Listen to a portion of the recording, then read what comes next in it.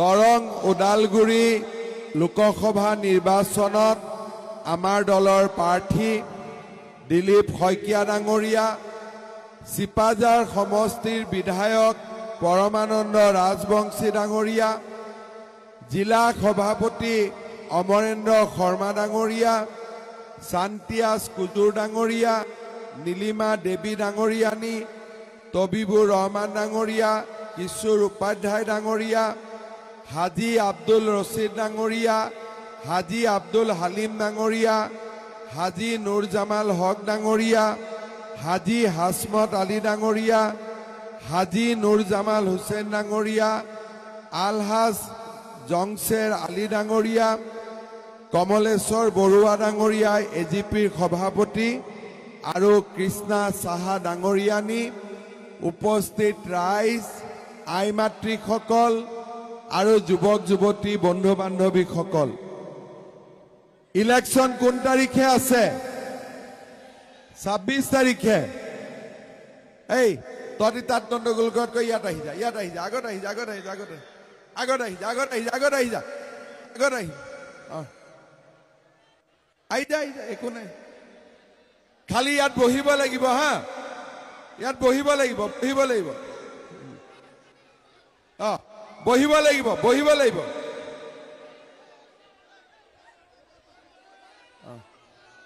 সেইফালেও থাকিব পাৰিব, এইফালেও থাকিব পাৰিব।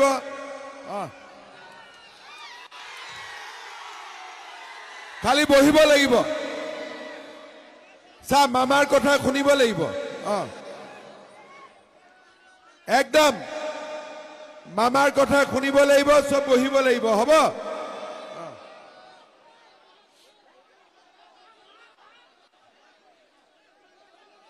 আহক আহক আহক, তাতে তাতে থাকক।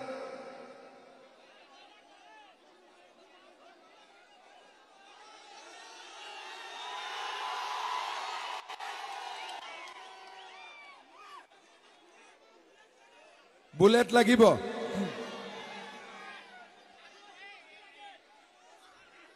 আৰু কি লাগে?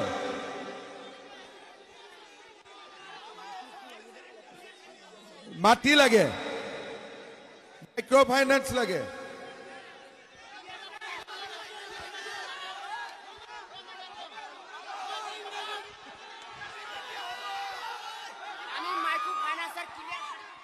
আচ্ছা, তই ল'ৰা নে ছোৱালী? এই তই ল'ৰা নে ছোৱালী? তোৰ কাৰণে নে তোৰ ৱাইফৰ কাৰণে? অ'কে, ৰক, তহঁতক মই ইয়াতে কিয় মাতিলো? যে হুলস্থুল নকৰো বুলি, হয় নে নহয়? তহঁতি বহি ল, বহি ল, বহি ল।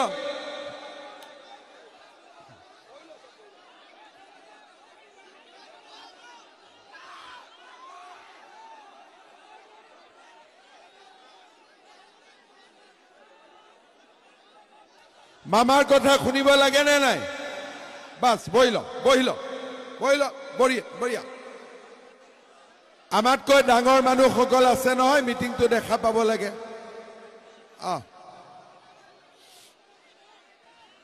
এতিয়া সাইলেন্স, বাছ একদম মনে মনে, মনে মনে, হা। শ্ৰদ্ধাৰ ৰাইজ, আই মাতৃসকল আৰু যুৱক যুৱতী বন্ধু বান্ধৱীসকল, বাবা তহঁতি যদি কথা পাতি থাক, মই কি কম শুনাই নাপাবি, হ'ব? অলপ দেৰি মনে মনে থাক, হ'ব? যেতিয়া মই কিবা সুধিম তেতিয়া কবি, এতিয়া মনে মনে থাক, ধুনীয়া। বাবা তহঁতিও কথা নকবি, প্লিজ প্লিজ, হা।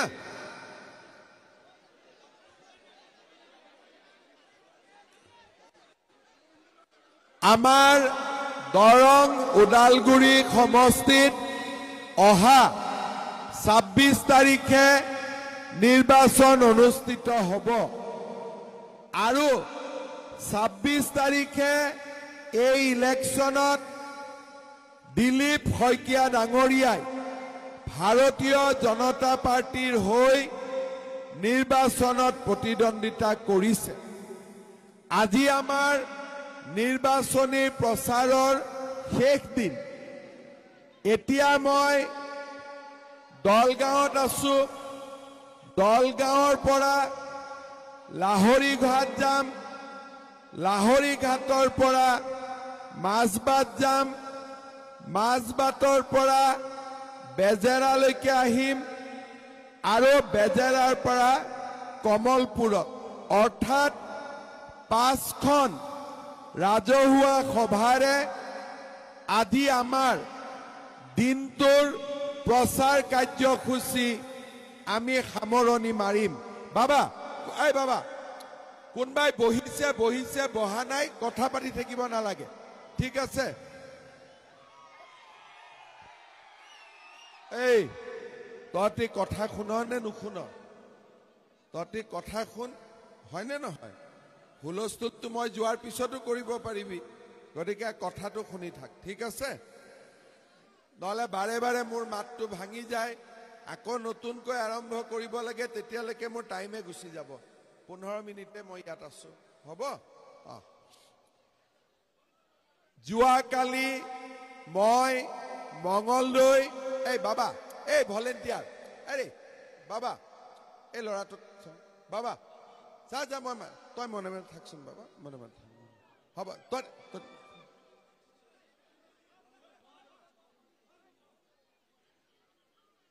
যোৱাকালিও মই মঙলদৈ চিপাজাৰ তামোলপুৰকে ধৰি প্ৰায় দৰং ওদালগুৰি সমষ্টি 3খন ৰাজহুৱা সভা সম্বোধন কৰিছিলোঁ ৰাইজৰ যি উৎসাহ আৰু ৰাইজৰ যি উদ্দীপনা আজিও ৰাতিপুৱা 9:30 বজাতেই দলগাঁৱত ইমান মানুহৰ সমাৱেশ মই এটা কথা ক'ব পাৰো যে দিলীপ শইকীয়া 4 লাখ ভোটত দৰং ওদালগুৰিৰ পৰা বিজয়ী হ'ব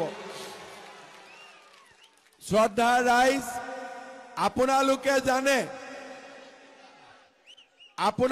জানে যে ভাৰতৰ প্ৰধানমন্ত্ৰী নৰেন্দ্ৰ মোদী হ'ব নৰেন্দ্ৰ মোদী কোন দলৰ বিজেপি দিছপুৰত মুখ্যমন্ত্ৰী কোন আছে মামা আছে ঠিক আছে আৰু যেতিয়ালৈকে আমি আছো আৰু 50 বছৰ অসমত কংগ্ৰেছ চৰকাৰ নহয় এটো লিখি ল'ব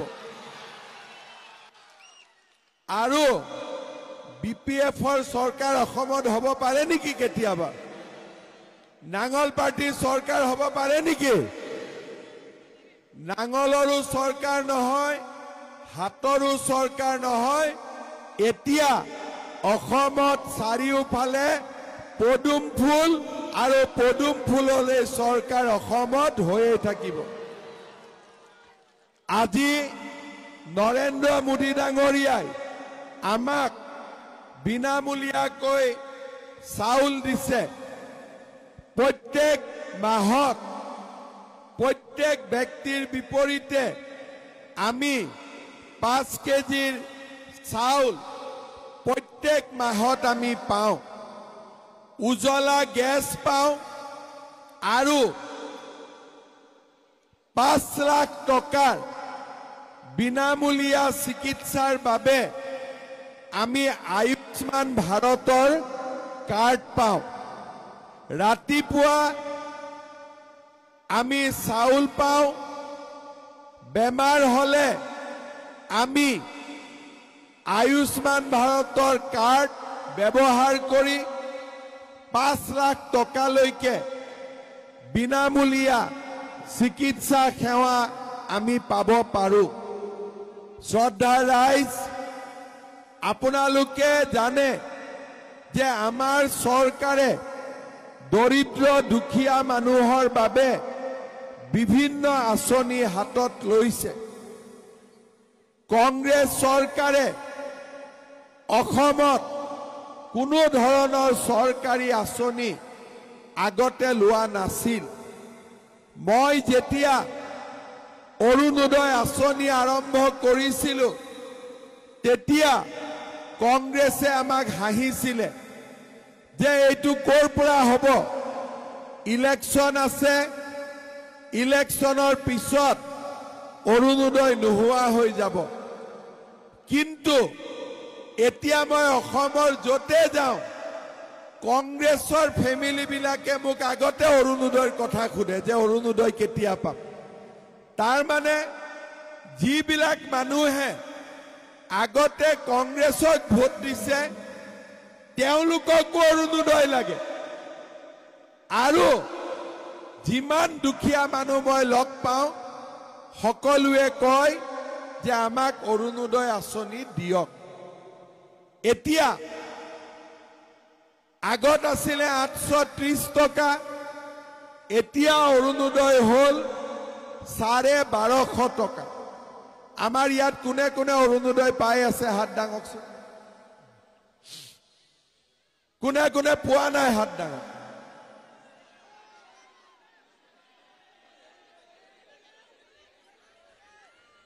পোৱা নাই। এতিয়া লৰাই নাপায়।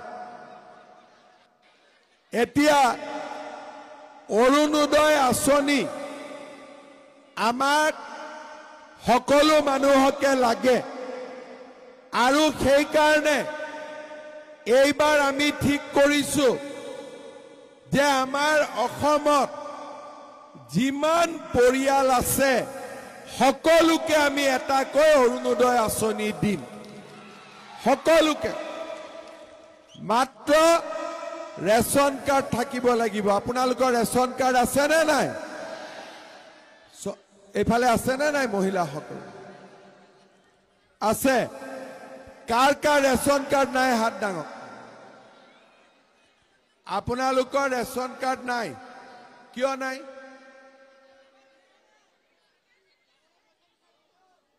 দালালে পইচা বিচাৰে। ৰেচন কাৰ্ড পাবৰ কাৰণে দালালে পইচা খোজে। এই দালাল বিলাক কোন? কংগ্ৰেছী দালাল।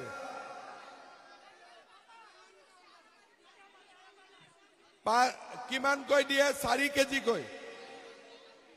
ক'ত ক'ত দিয়ে? ৰৌমাৰীত কিমান দিয়ে চাউল? 4 কেজি দিয়ে। ৰেচন কাৰ্ডৰ কাৰণে কিমান টকা খোজে? 5000। মোক শুনিব দে। মানে ৰেচন কাৰ্ডৰ কাৰণে পইচা খোজে নেকি? কিমান খোজে? কিমান খোজে? 5000। কি কৈ আছে? 1000। ৰেচন কাৰ্ডৰ এই তহঁতি কিয় উঠি গলি? এই তহঁতি উঠি হুলস্থুল কৰিলে কি কাম হ'ব? কি লাভ হ'ব মোক কচোন। তহঁতৰ লাভটো কি হ'ব মোক এইটো কথা ক।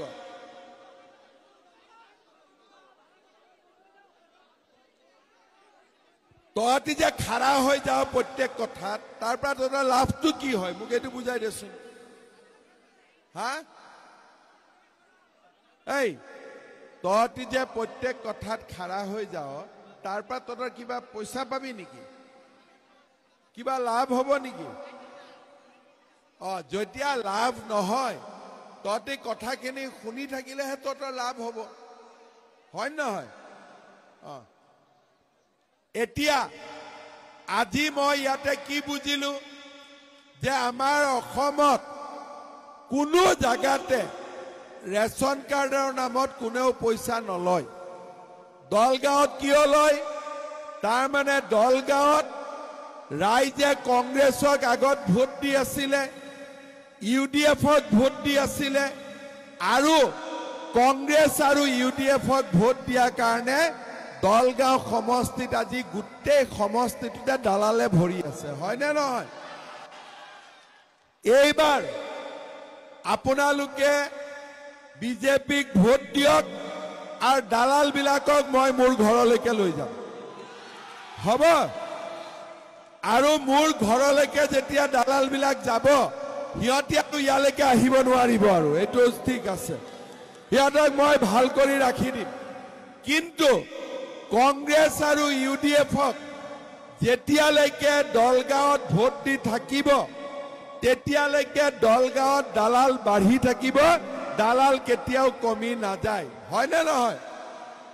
এতিয়া যে মই কৈছো সকলোকে অৰুণোদয় দিম, এতিয়া অৰুণোদয় দিওঁতেওতো পইচা খুজিবনে নাই?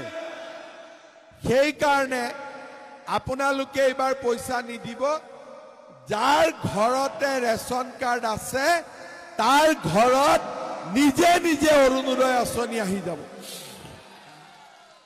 কোনো কথা নাই।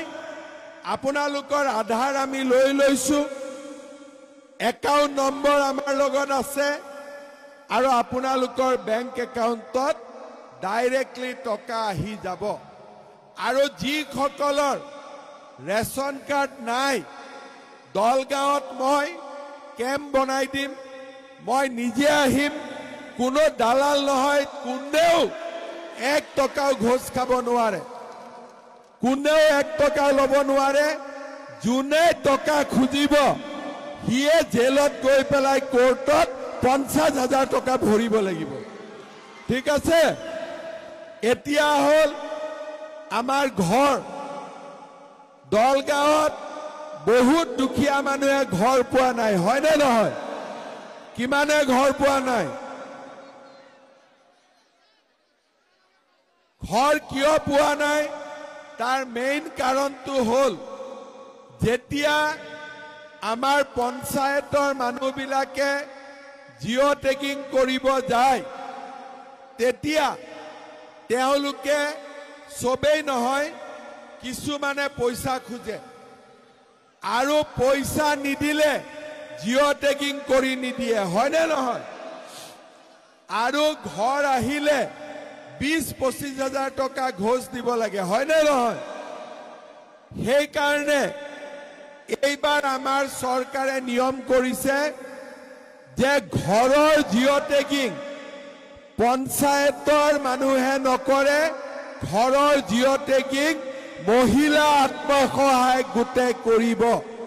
অৰ্থাৎ আমাৰ গাঁৱত যিবিলাক মহিলাৰ গ্ৰুপ আছে তেওঁলোকক আমি শিকাই দিম কেনেকে জিঅ' টেগিং কৰিব লাগে। মহিলাই নিজৰ ঘৰৰ নিজে জিঅ' টেগিং কৰিব আৰু নিজেই তেওঁলোকে ঘৰৰ কাৰণে এপ্লিকেশ্যন কৰিব পাৰিব। আজি আপোনালোকে চাব, দলগাঁও সমষ্টিত নদীৰ পাৰত চৰত বহুত দুখীয়া মানুহ আছে, তেওঁলোকৰ হাতত মাটিৰ কাগজ নাই, আৰু তাৰ কাৰণে বেলেগ মানুহে তেওঁলোকক শোষণ কৰে, তেওঁলোকৰ মাটি বাৰীৰ ওপৰত বিভিন্ন ধৰণে অত্যাচাৰ কৰে। এইবাৰ বিজেপি চৰকাৰে আমাৰ চৰ অঞ্চলৰ স্থায়ী চৰবিলাকত আমি মাটিৰ জৰীপ কৰি দুখীয়া মানুহক আমি ন্যায় দিম, এই কথাখিনিও মই আজি উল্লেখ কৰিব খুজিছো। শ্ৰদ্ধাৰ ৰাইজ,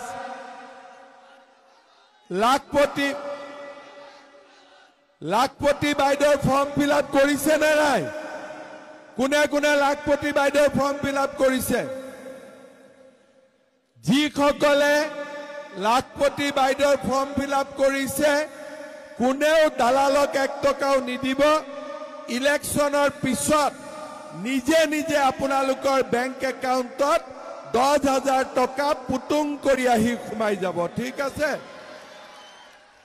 আৰু এই 10,000 টকা সোমোৱাৰ পিছত যিসকলে ভাল কৰি এই টকাটোৰ সৎ ব্যৱহাৰ কৰিব, তেওঁলোকক মই আৰু 25,000 টকা দিয়াৰ ব্যৱস্থা কৰিম। প্ৰথম ইনষ্টলমেণ্ট হ'ল 10,000, দ্বিতীয় ইনষ্টলমেণ্ট হ'ল 25,000। অৰ্থাৎ অৰুণোদয় পালো, আৱাস যোজনাৰ ঘৰ পালো, বিনামূলীয়া চাউল পালো, উজ্জ্বলা গেছ পালো, আয়ুষ্মান ভাৰতৰ কাৰ্ড পালো। লগতে এইবাৰ দলগাঁৱত যিমান ল'ৰা ছোৱালী মেট্ৰিক পাছ কৰিলে হায়াৰ সেকেন্ডাৰী পাছ কৰিব তেওঁলোকৰ কাৰণে কলেজত ল'ৰা হওক ছোৱালী হওক মই এডমিশন কমপ্লিট বিনামূলীয়াকৈ দিয়াৰ ব্যৱস্থা কৰিম কোনেও 1 টকাও দিব নালাগে আৰু ওপৰতে যিবিলাক ছোৱালীয়ে কলেজত এডমিশন ল'ব তেওঁলোকৰ বেংক একাউণ্টত মই 10,000 টকা সোমাই দিম যোনে ডিগ্ৰীত এডমিশন ল'ব তেওঁ 12,500 পাব আৰু যোনে ইউনিভাৰ্চিটিত এডমিশন ল'ব তেওঁ সেই ছোৱালীজনীয়ে 25,000 টকাকৈ পাব শ্ৰদ্ধাৰ ৰাইজ মই ছোৱালীক কলেজত যোৱাৰ ওপৰত কিয় গুৰুত্ব দিছো আমাৰ অসমত চৰকাৰী চাকৰি এতিয়া টকা পইচা দিব নালাগে 1 লাখ চৰকাৰী চাকৰি হল কোনবাই ঘোষ খাব পাৰিছে নেকি আজিকালি চৰকাৰী চাকৰি কোনে পায় ঠেলা চালকৰ ল'ৰা ৰিক্সা চালকৰ ল'ৰা সবজি বেপাৰী ল'ৰা কাম কৰা মানুহৰ ছোৱালী আৰু দুখীয়া আৰু দৰিদ্ৰ মানুহৰ ল'ৰা ছোৱালী 1 লাখ নিযুক্তি হৈ গল এই বছৰৰ ভিতৰতে আৰু মই নতুনকৈ 50,000 চৰকাৰী চাকৰি দিম 50,000 এতিয়া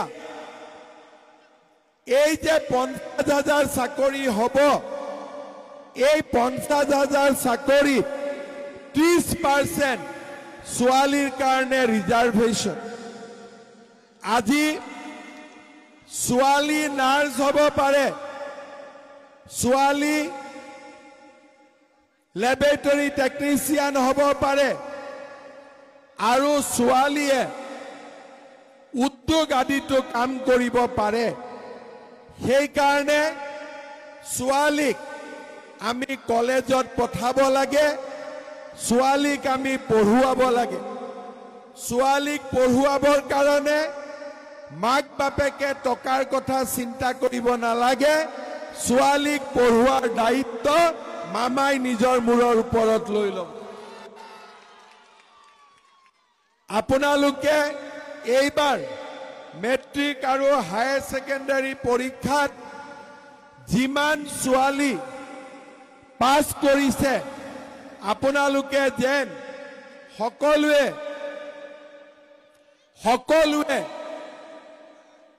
ছোৱালীসকলক কলেজলৈকে পঠাই দিয়ে শ্ৰদ্ধাৰ ৰাইজ আজি আপোনালোকে জানে যে আমি যিটো জায়গাত মিটিং কৰি আছো সেই জায়গাটিয়ে আমি 300 কোটি টকা খৰচ কৰি দলগাঁৱৰ পৰা বৰছলালৈ অসমমালা ৰাস্তা বনাই আছো এতিয়া এই যে অসমমালা ৰাস্তা আমি বনাই আছো বৰছলাৰ পৰা ডিপুটা হৈ ডাইৰেক্টলি গৈ এতিয়া তেজপুৰত ওলাবগৈ আমি নেশনেল হাইৱেত উঠিব নালাগে অৰ্থাৎ দলগাঁৱৰ পৰা তেজপুৰলৈ যাব পৰাকৈ ই এটা বিকল্প ৰাষ্ট্ৰীয় ঘাইপথ হ'বগৈ শ্ৰদ্ধাৰ ৰাইজ আপোনালোকে জানে যে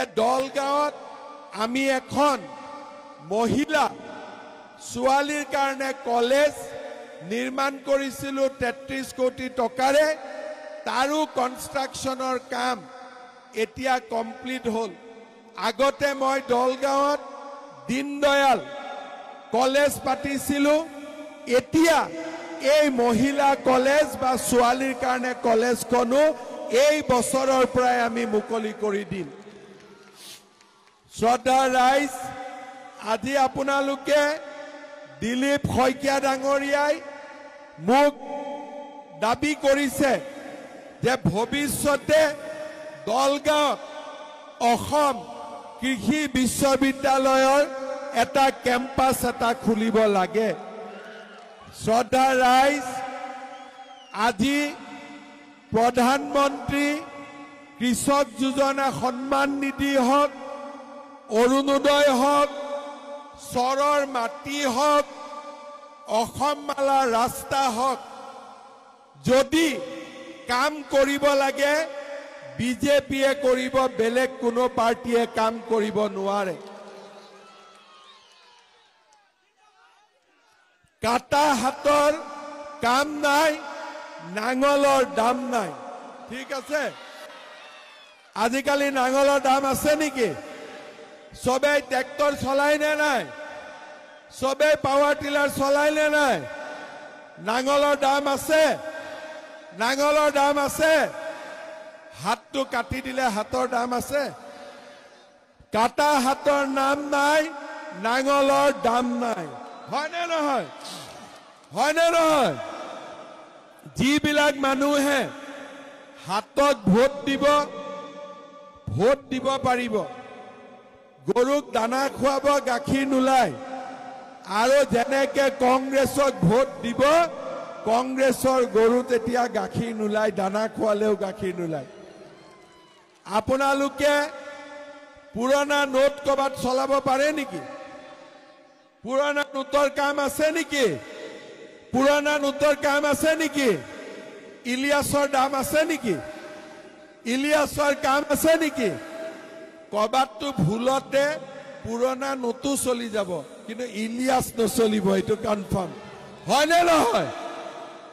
আৰু মুজিবুৰো এতিয়া ফুটবলত পাম নাই, আৰু কাম নহ'ব। অহাবাৰ বিজেপিয়ে জিকিব দলগাঁও। হয়নে নহয়? দলগাঁৱত বিজেপি জিকিব নাই অহাবাৰ।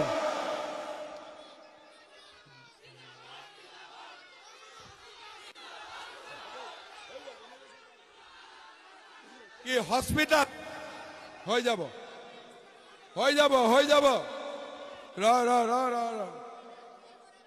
এক মিনিট, ইলিয়াছৰ কাম আছে নেকি? ইলিয়াছে হস্পিটাল দিব পাৰিব নেকি? ইলিয়াছে চৰত মাটি দিব পাৰিব নেকি? ইলিয়াছে অৰুণোদয় দিব পাৰিব নেকি? ইলিয়াছে ৰেচন কাৰ্ড দিব পাৰিব নেকি? ইলিয়াছে বায়োমেট্ৰিক খুলিব পাৰিব নেকি? ইলিয়াছে দলগাঁৱত কৃষক সন্মান নিধি দিব পাৰিব নেকি? নোৱাৰে। হা?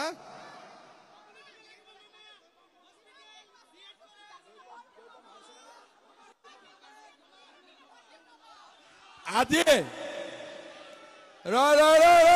এক মিনিট, ইলিয়াছে কি কি দিব পাৰিব? কি কি দিব পাৰিব? কংগ্ৰেছ চৰকাৰ অসমত আহিব নেকি? মামা থাকোতে কংগ্ৰেছ চৰকাৰ আহিব নেকি? আহিব? মামা থাকালৈকে কংগ্ৰেছ চৰকাৰ আহিব? এইটো নাহিব। হয়নে নহয়? আৰু মুজিবুৰক ভোট দিয়াতকৈতো চুকুৰ আলীক ভোট দিয়াই ভাল। হয়নে নহয়? হয়নে নহয়? মই ঠিক কৈছো নে নাই? সেইকাৰণে দলগাঁৱৰ ৰাইজ, এইবাৰ কংগ্ৰেছে টেঙাম বহুত খুৱালে। হয়নে? একবাৰ বিজেপিক ভোট দিয়ক। মই ইয়াত আহি থাকিম, ডিগ্ৰী কলেজো হ'ব, এগ্ৰিকালচাৰ ইউনিভাৰ্চিটিৰ কথাও চিন্তা কৰিম, আমাৰ হস্পিটালো ভাল হ'ব, চৰৰ মানুহেও ন্যায় পাব। আজি অৰুণোদয় নোপোৱা পৰিয়ালে অৰুণোদয় পাব, ছোৱালী বিনা পইচাত কলেজত যাব। আজি সকলো কাম বিজেপি চৰকাৰে আপোনালোকৰ কাৰণে কৰিব। এটাই কথা, এইবাৰ আপোনালোকে পদুম ফুলত ভোট দিব, মোদীজীক ভোট দিব, আৰু মোদীজীক ভোট দিলে দলগাঁৱৰ ডেভেলপমেণ্টৰ দায়িত্ব মূৰৰ ওপৰত থাকিব। আপোনালোকে চিন্তা কৰিব নালাগে। ঠিক আছে? ইয়াতকৈতো একো ক'ব নোৱাৰি। হয়নে নহয়? ইলিয়াছ আৰু মুজিবুৰ দুইটা ফেইল। হয়নে নহয়?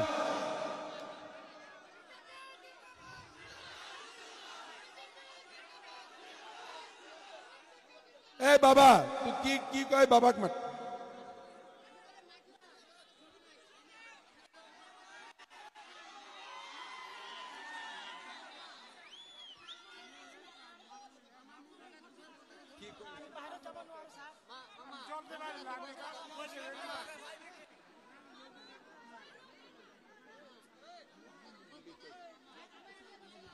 হব ঠিক আছে এতিয়া সবে হেল্ল' খবৰ ভাল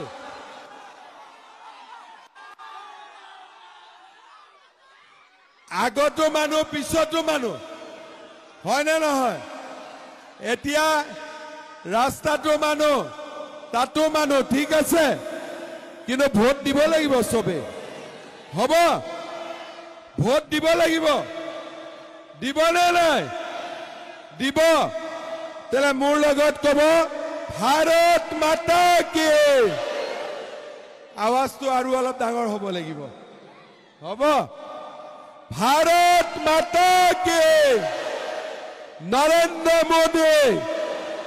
নৰেন্দ্ৰ মোদী দিলীপ শইকীয়া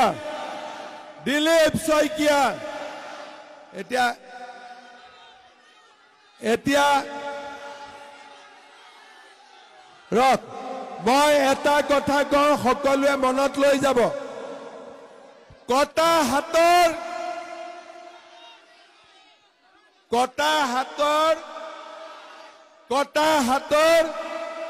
নাঙলৰ